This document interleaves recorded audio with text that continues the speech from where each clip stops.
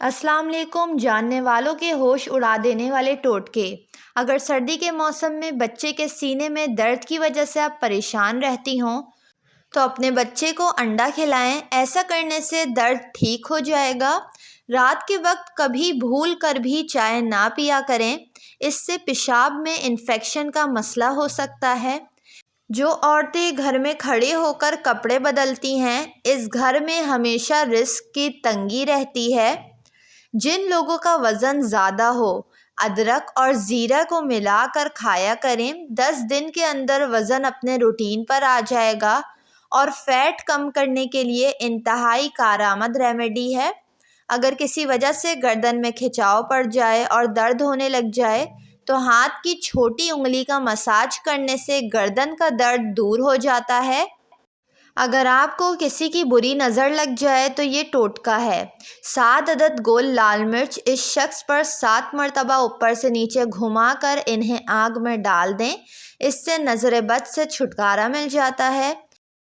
اگر دماغی کمزوری کی وجہ سے آپ کو چکر آتے ہوں تو روغن بادام یعنی بادام کے تیل کو دودھ میں ملا کر پینے سے آپ کو چکر نہیں آئیں گے۔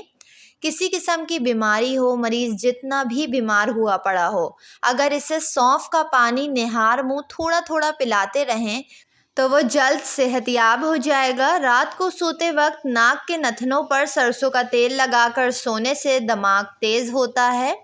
اگر پیشاب آئے تو زیادہ دیر تک روکنا نہیں چاہیے، اس سے بڑھاپا جلدی آتا ہے۔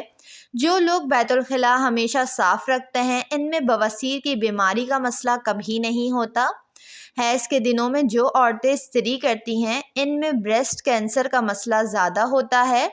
حیض کی حالت میں لسی پینے سے پرہیز کریں، اس سے آپ کو تکلیف زیادہ ہو سکتی ہے۔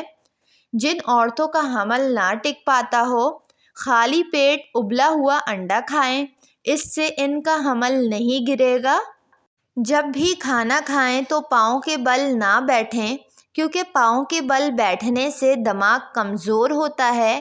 ہمیشہ کھانا صحیح طریقے سے بیٹھ کر کھانا چاہیے۔ ٹوتھ پیسٹ کرتے وقت اگر اس میں تھوڑا سا لیموں کا پانی ملایا جائے تو دانت جلدی صاف ہو جاتے ہیں، یہاں تک کہ منہ سے ناگوار بدبو بھی نہیں آتی۔ اگر اچانک بہت زیادہ کھانسی آ رہی ہو تو چھوٹی سی مصری منہ میں رکھنے سے کھانسی بند ہو جائے گی۔ لیکن ذیابیطیز میں مبتلا لوگوں کے لیے یہ ٹوٹکا بالکل بھی نہیں ہے۔ مصری سے ان کا شوگر لیول بڑھ سکتا ہے۔ اگر سردی کی وجہ سے آنکھوں سے پانی آ رہا ہو تو آنکھوں میں سرما ڈالنے سے پانی نہیں آتا ہے۔ اگر خارش کا مسئلہ ہو تو گڑ کی دھونی اپنے جسم پر لیں، فوراً خارش میں آرام آ جائے گا۔ جو بچے دیر سے بولتے ہیں، انہیں زیتون کے تیل میں سرسوں کا تیل ملا کر چٹانے سے وہ جلدی بولنا شروع ہو جائیں گے۔ جن کے سر کے بال گر رہے ہوں اور وہ گنجے ہو رہے ہیں تو مولی کا پانی سر میں لگایا کریں، بال گرنا بند ہو جائیں گے، نئے بال اگنا شروع ہو جائیں گے۔ ویڈیو کو لائک اور چینل کو ضرور سبسکرائب کر لیں۔